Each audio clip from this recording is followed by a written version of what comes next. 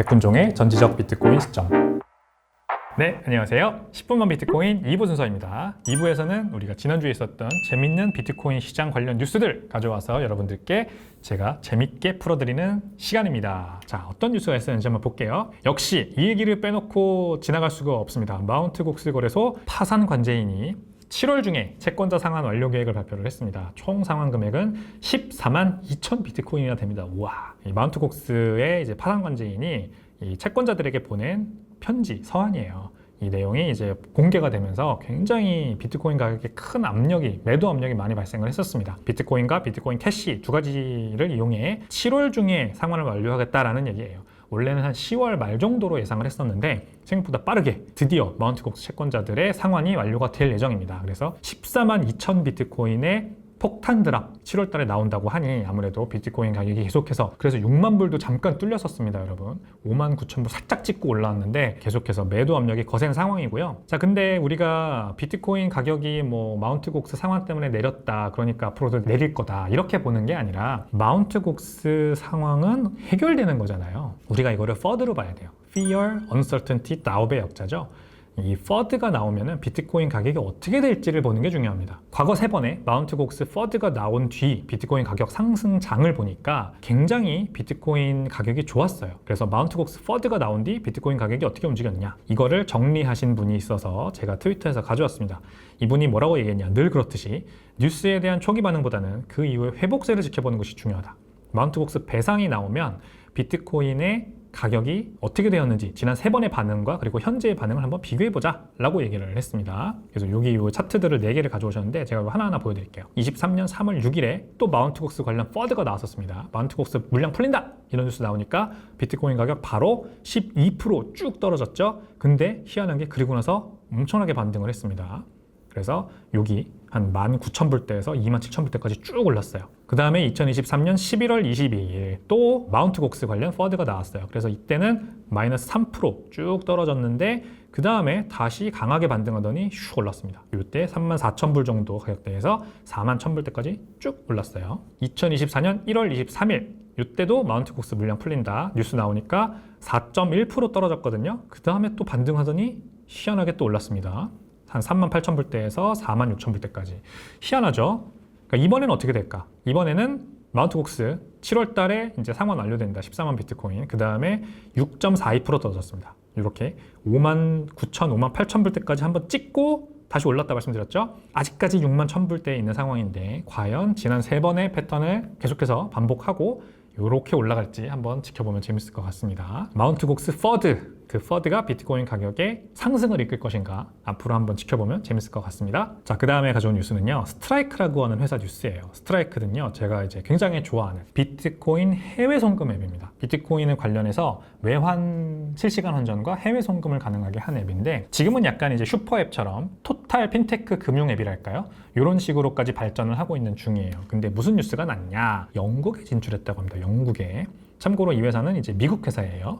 그래서 미국에서 이제 보통 개발도상국들로 달러를 환전할 때, 달러를 해외 송금할 때 스트라이크를 쓰는 식으로 많이 서비스 홍보를 해왔습니다. 엘살바도르가 이제 비트코인 법정화폐를 도입한 나라로 유명하잖아요. 이 스트라이크가 엘살바도르의 법정화폐 도입을 이끈 그런 회사예요. 개발도상국들과 미국과의 연결고리 이렇게만 하다가 이제 본격적으로 영국 진출을 발표했다고 하는 큰 뉴스가 났습니다. 이 스트라이크의 CEO인 잭 멜러스는요, 말씀드린 것처럼 엘살바도르의 이 나이브 부켈레 대통령이죠. 이분이 이제 그 잭 멜러스 CEO입니다. 이분이 직접 엘살바도르의 법정화폐 도입을 이끈 인물이에요. 그래서 어떻게 이끌었냐면 이렇게 직접 엘살바도르에 머물었어요. 그러면서 이 현지 주민들에게 비트코인 사용법을 직접 교육을 했습니다. 어떤 상황이냐면 엘살바도르는 전체 GDP의 한 25%, 높을 때는 40%까지도 간다고 해요. 전체 국가의 GDP가요.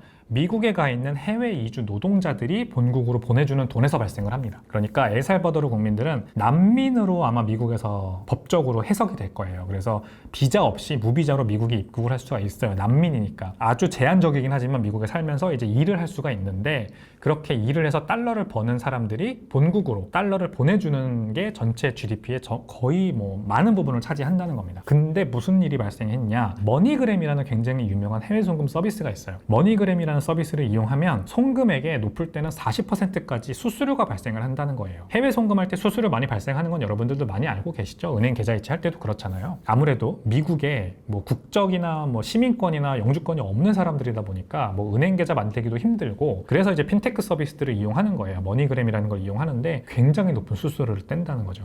그래서 이 잭 멜러스 CEO가 이건 말이 안 된다. 이 사람들에게 무료, 뭐 거의 무료에 가까운 해외 송금을 가능하게 해줘야 된다 하면서 자기가 이제 만든 스트라이크라는 앱을 엘살바도르에 가서 전파를 한 겁니다. 비트코인으로 받아라. 비트코인으로 받아서 비트코인을 가지고 생활하면 된다. 이런 식으로 현지에서 굉장히 좋은 움직임들을 이끌어내고, 여기 이제 애들한테 호프라고 하는 재단이 있어요. 엘살바도르의 비트코인 비치라고 하는 엘존테 마을에 가면 호프라고 하는 재단이 만든 어떤 학교 비슷한 곳이 있는데, 가난한 나라에 사는 애들은 다 그냥 어촌 마을이다 보니까 일하고 뭐 부모님들이랑 뭐 고기 잡으러 나가고 이러는데, 학교에서 비트코인 같은 것들도 가르쳐주고, 금융교육, 경제 관련된 거, 그리고 돈에 관련된 부분, 이런 것들 가르쳐주면서 스스로 경제적인 주체가 돼서 살아나는 법에 대해서 가르쳐주는 그런 좋은 활동도 합니다. 엘살바도르에서 엘존테 마을이 비트코인 붐이 시작된, 물결이 시작된 바로 진원지고요. 거기에 가서 이 잭 멜러스 CEO가 활동을 했고, 엘살바도르 정부에서 알고 나이브 부케레 대통령이 직접 한번 보자 이래서 만난 거예요. 그래서 이렇게 위에서 본 것처럼 만나서 법정화폐 도입까지 결국 이끌어낸 겁니다. 그러니까 굉장히 뭐 고무적인 프로젝트의 일원이었다. 스트라이크는요, 현재 전 세계 100여 개 국가에서 서비스를 제공하고 있어요. 뭐 유럽도 있고, 미국, 멕시코, 남미 국가들, 아프리카도 일부 있고, 우리나라도 있는데, 우리나라는 지금 앱은 다운받을 수 있어요, 앱스토어에서. 근데 제한된 기능만 사용 가능합니다. 우리가 원화를 넣고 비트코인을 살 수 있어야 되는데 그게 안 돼요. 은행 계좌 연동이 안 됩니다. 근데 미국에서는 이제 본인의 은행 계좌를 연동해서 그 은행 계좌로 달러를 넣고 스트라이크 앱에서 비트코인을 사고, 그 비트코인을 뭐 다른 사람들한테 보낼 수도 있고, 해외로 달러를 보낼 수도 있습니다. 그 구조를 지금 제가 설명을 드릴게요. 어떻게 달러가 보내지냐? 자, 이런 구조입니다. 이 스트라이크 앱이 다른 해외 송금 앱들과 다른 점은 은행을 이용하지 않는다는 거예요. 은행 해외 계좌 이체를 이용하는 게 아니고 비트코인 네트워크를 이용해서 보냅니다. 어떻게 보내냐? 자, 미국에서 제시카가, 여기 미국 국기 붙어 있죠? 제시카가 4.16 US 달러를 스트라이크를 통해서 영국에 있는 톰에게 보냅니다. 그럼 어떻게 가느냐? 달러가 비트코인으로 변환됩니다. 실시간으로. 그 다음에 라이트닝 네트워크라고 하는 비트코인 위에 있는 레이어 2 네트워크를 이용해서 띠리리리 갑니다. 비트코인이 톰한테 도착을 한 비트코인이 그 자리에서 파운드화로 싹 바뀌고, 톰의 파운드화 계좌로, 은행 계좌로 싹 들어갑니다. 3.28 파운드인데 EU라고 적혀있네요. 어떤 느낌인지 아시겠죠? 달러가 비트코인으로 변환되고 비트코인이 이동을 하는 겁니다. 그 다음에 비트코인이 현지에서 파운드로 변환돼서 탐의 계좌로 들어가는. 그래서 실제 외환은 움직이지 않아요. 해외 송금할 때 은행 간 해외 송금 네트워크를 통해서 이렇게 돈이 움직이잖아요. 여러 단계를 거칩니다. 현지은행, 인터미디어리 은행, 인터미디어리 은행의 파트너 은행, 그 다음에 현지은행, 이렇게 이제 은행을 거쳐가면서 수수료도 많이 발생하고 기간도 오래 걸리고. 근데 비트코인 네트워크를 활용하면 이렇게 실시간으로 실제 돈이 움직이지 않고 비트코인으로 해외 송금이 가능하다. 그리고 그냥 비트코인으로 갈 수도 있습니다.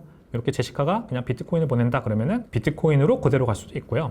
아니면 그냥 미국에 있는 다른 사람에게 달러로 그냥 보낼 수도 있는 굉장히 좋은 그런 서비스를 지금 이 잭 멜러스가 스트라이크 통해서 서비스를 제공을 하고 있어요. 그 밖에도 다양한 기능을 제공을 합니다. 이 앱에서 그냥 바로 비트코인을 매수하거나 아니면 매도할 수도 있고요. 그 다음에 정해진 주기에 따라서 비트코인을 DCA 할 수도 있어요. DCA는 Dollar Cost Average의 약자죠. 우리나라 말로 번역하면 적립식 매수입니다. 그래서 이분 이제 스트라이크 팬인 것 같아요. 이분이 스트라이크 앱을 어떻게 사용하고 있는지 보니까 이렇게 1유로씩 매 시간, 1시간에 한 번씩 1유로씩 자동으로 매수하게 설정을 걸어놓고 이렇게 계속해서 들어와서 보나 봐요. 그래서 너무 좋다. 앞으로 1년 동안 매 시간마다 비트코인을 1유로씩 사는 프로젝트를 이분이 진행 중이신가 봐요. 스스로. 그래서 앞으로 11개월 2주 남았고요. 잭 멜러스 고맙습니다. 이렇게 이제 트윗에 올린 거예요.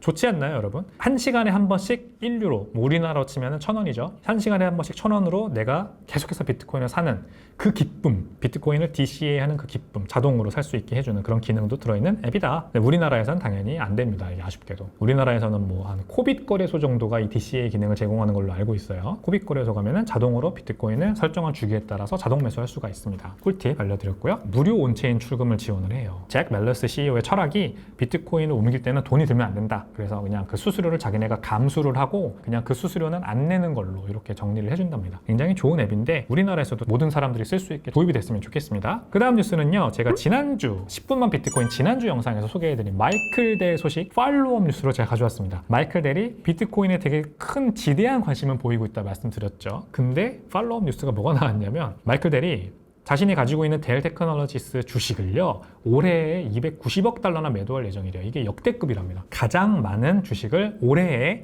매도할 예정이고, 올해의 델 테크놀로지스 주가가 무려 80%나 올랐어요. AI 기대감 때문에 델 컴퓨터도 같이 AI 수혜주로 묶여가지고 막 올라가지고 지금 이제 좋다고 파는 거죠. 그리고 6월 6일에 이제 공시가 나온 건데 130억 달러어치 주식을 매도한 사실을 공시를 했습니다. 이 130억 달러는 어디로 가느냐? 설마 비트코인 매수를 하려고 그런 거 아니냐? 판 거 아니냐? 라는 지금 이 트위터 상에서 그 기대감이 엄청나게 많이 올라와 있는 상황이에요. 그래서 아직 모릅니다. 그래서 앞으로 지켜보면 좋을 것 같아요. 비트코인을 과연 마이클 델이 샀느냐? 자, 그 다음 뉴스는 이제 원래 SEC가 이 이더리움을 우리가 공동 창업한 사람으로 유명하죠. 이 조엘 루빈이라는 사람인데, 이더리움을 비탈릭 부테린이 창업했다 알고 계시지만 공동 창업자들이 몇 명 있습니다. 그 중에서 굉장히 지대한 영향력을 행사하는 사람 중에 이 조엘 루빈이라는 사람이 있어요. 조엘 루빈이라는 사람이 운영하는 회사가 컨센시스인데, 이 컨센시스를 제소를 했었어요. 근데 그걸 철회했다가 지금 다시 제소를 했습니다. 뭘로 제소를 했느냐? 컨센시스가 운영하는 메타마스크라는 지갑 앱이 있는데, 이 지갑 앱이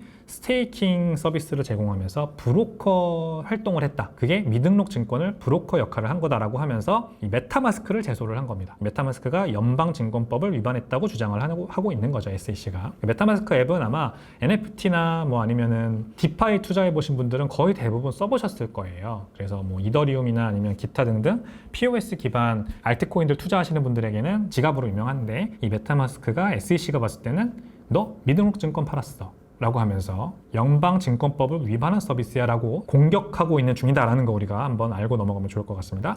그래서 POS 기반 암호화폐에 대한 이 증권성 이슈는 끝나지 않았어요. 지금 뭐 리플도 뭐 승소하고, 그 다음에 이더리움에 대한 SEC의 뭐 수사도 종결되고 이러면서 이제 뭐 어느 정도 정리되는 거 아닌가? 그냥 암호화폐는 암호화폐 이렇게 정리되는 거 아닌가라고 우리가 쉽게 생각할 수 있는데 전혀 그렇지가 않습니다. SEC, 게리 겐슬러 의장은 여전히 지분증명 관련된 암호화폐들은 다 증권으로 보고 있어요. 코인데스크 기사인데 여기에 내용이 많아요. 근데 제가 여기 이렇게 일부만 가져왔지만, 지분증명 암호화폐 블록체인들은 결국 스테이킹이 꽂히지 않습니까? 많은 이더리움을 스테이킹 걸면 거기에서 이자가 나오는 게 결국 그 이더리움 가격의 밸류에이션으로 반영이 돼요. 스테이킹을 도와주는 라이도 파이낸스라던가, 그 다음에 그 라이도 파이낸스에서 나오는 리스테이킹이라고 해서 이더리움을 스테이킹을 넣으면 그와 1대1로 가치가 연동된 뭐 ST 이더라고 하는 제3의 토큰이 나오는데, 그런 것들, 이런 것들이 다 미등록 증권으로 해석이 된다라는 게 이 SEC의 주장이에요. 그러니까 지금 굉장히 첨예한 갈등이 벌어지고 있는 중이니까 우리가 굳이 이더리움 가격이 앞으로 비트코인 가격이 많이 오를 테니까 또 따라 오르지 않을까?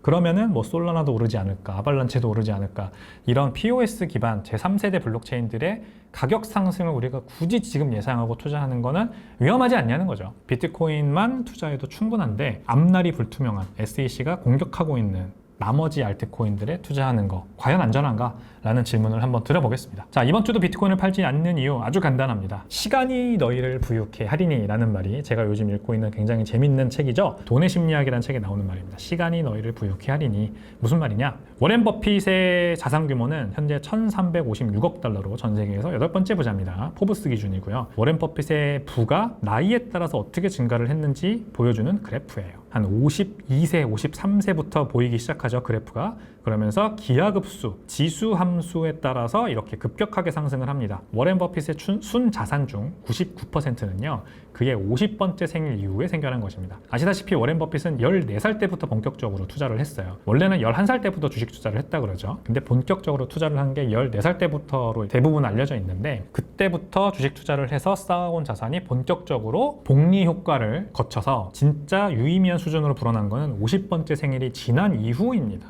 96%는요, 그가 사회보장연금을 받을 수 있는 요건에 충족된 60대 중반 이후에 생겨난 거예요. 그가 가지고 있는 1000억 달러에 달하는 대부분의 자산은 60대 중반 이후에 생긴 겁니다. 그래서 워렌 버핏이 우리가 일반적으로 투자를 잘한다, 그냥 이렇게 알려져 있지만, 그냥 그게 다가 아니고요. 그냥 투자를 잘하는 게 아니고요. 75년 동안 투자를 잘했기 때문에 그가 유명한 아주 위대한 투자자의 반열에 오른 거예요. 적당한 수익률을 꾸준히 75년 동안 올리는 게 그냥 단기간 동안 높은 수익률을 올리는 것보다 훨씬 더 효과적입니다. 훨씬 더 위력이 셉니다. 그래서 이 돈의 심리학에 나오는 유명한 구절을 하나 가져왔는데, 사람들은 언제나 최고 수익률을 원한다. 그러나 오랜 시간 성공을 유지한 사람들은 최고 수익률을 내지 않는다. 그들은 꾸준한 투자율을 보였다. 오랫동안 괜찮은 수준의 수익률을 유지하는 것이 훨씬 더 나은 결과를 낳는다.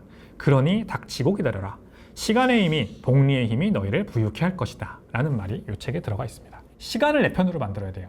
계속해서 꾸준한 수익률을 내면서 그게 오랫동안 유지되면 복리가 쌓여서 그러다가 어느 특정 임계점을 넘으면 진짜 스노우볼처럼 급격하게 커지는 순간이 오거든요. 자, 그러면 어떻게 투자를 해야겠어요, 여러분? 제가 그래서 비트코인에 투자를 하는 거거든요. 지난 11년 동안 2013년부터 2023년까지 지난 11년 동안 비트코인은요 무려 8번이나 모든 자산군을 앞서는 투자 수익률을 기록했어요. 2013년 비트코인 5,516% 오르고 SPX 뭔가요? S&P 500 지수, HY, 하이힐드 채권, EM, 여기 이제 이머징 마켓이죠. 이머징 마켓, 우리나라 같은 이제 신흥국 주식 투자한 거죠. 그 다음에 CMT, 뭔가 다우존스 커머디티, 원자재입니다. 그 다음에 골드, 2013년, 14년, 15년 쭉 가면서 비트코인이 다른 것들보다 수익이 안 나서 또는 마이너스 수익률이 이렇게 난 해도 있어요. 하지만 8번을 모든 자산군을 압도하는 수익률을 기록을 했습니다. 그리고 보세요. 5,000%, 37%, 119%, 1,300% 이거 연간 상승률입니다.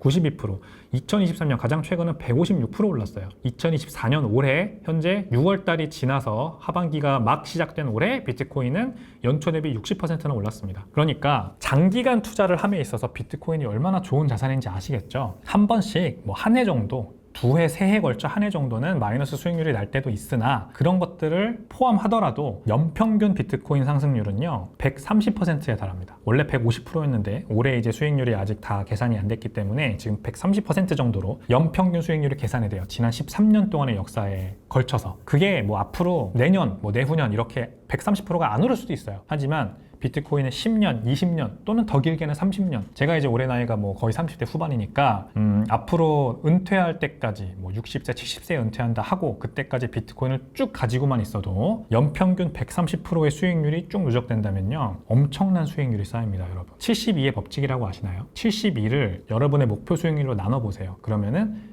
그 돈이 2배가 되는 기간이 나오거든요. 예를 들어 제가 10%의 수익률을 매년 올린다. 72를 10으로 나누면 7.2잖아요. 7.2년이 지나면은 제가 가지고 있는 돈이 2배가 됩니다. 이렇게 계산할 수가 있거든요. 그러면 130%면요, 여러분 몇 년이 걸릴까요? 계산 한번 해보세요. 저는 이제 문과생이라 암산에 밝지 않기 때문에 여러분들에게 계산을 맡기겠습니다. 자, 그렇게 시간이 내 편이 되게 만들면 누구나 부자가 될 수 있습니다. 그리고 비트코인은 그렇게 할 수 있는 가장 좋은 자산이기 때문에 장기 투자해야 되고요. 샀다 팔았다를 하면 안 됩니다. 그래서 저는 오늘도 이번 주도 비트코인을 팔지 않습니다. 자, 2부 요약할게요.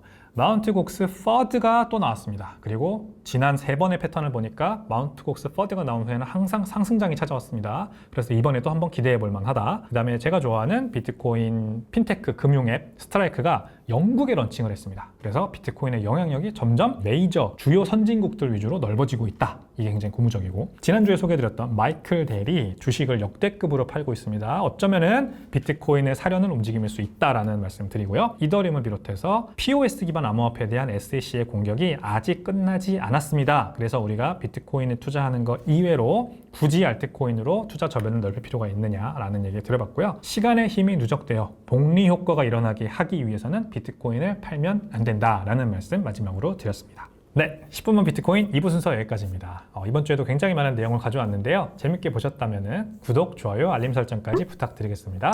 감사합니다.